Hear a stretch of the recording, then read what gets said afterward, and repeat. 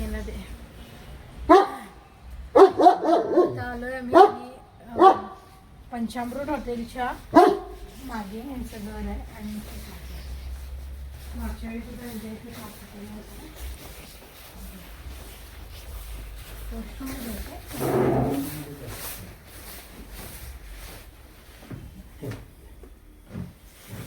कोपऱ्यात बसला.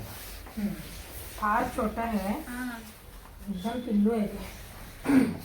दिसे पण नाही ते गुंडाळून बसले मग दिसे ना तो. नाही दिसला आता.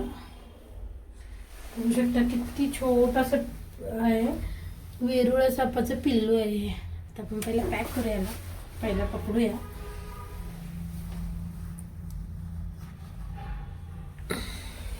नॉन पॉइझनस आहे का ते? नॉनवेनमस. ग्लोसमुळे ग्रिप मिळत.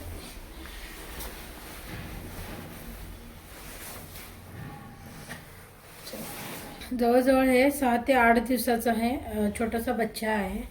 आणि अशा ठिकाणी का आला म्हटलं तर आजूबाजूचा एरिया कसा आहे त्याच्यावरती डिपेंड आहे की साप आपल्या घरात येतोय की नाही. आणि कुठलं तरी एक्झिट असणार, तिथून तो आला असणार पाईपच्या द्वारे वगैरे. आणि आता ह्याचं म्हणजे अंडी उबण्याचं कालावधी नाही आहे, संपलेला आहे. पण तरी सुद्धा आला म्हणजे लेट झालं असणार आणि त्यामुळे तो एकदम छोटा आहे. 6 ते 8 दिवसाचा हा पिल्लू आहे. चेकर्ड किलबॅक म्हणजेच वेरुळ जातीच्या सापाचा पिल्लू आहे. मागच्या वेळी सुद्धा यांच्या समोर पकडला होता, याच जातीचा साप पकडला होता आणि आता सुद्धा हाच आहे आणि आता पिल्लू आला. ठीक आहे, आपण आता तर अंतर्गत ठिकाणी साप असू शकतात, ड्रेनेजच्या ठिकाणी वगैरे. हा तर स्पेशली पाणथळ जमिनीमध्ये पाण्याच्या ठिकाणी राहणारा साप आहे. मग त्याच्यामुळे तो आतमधून ड्रेनेजमधून वगैरे कसा सुद्धा येऊ शकतोय. त्यामुळे यात आश्चर्याची गोष्ट नाही आहे. आजूबाजूला तसा जर म्हणजे वातावरण असेल तर साप आत घरामध्ये सुद्धा येऊ शकतात.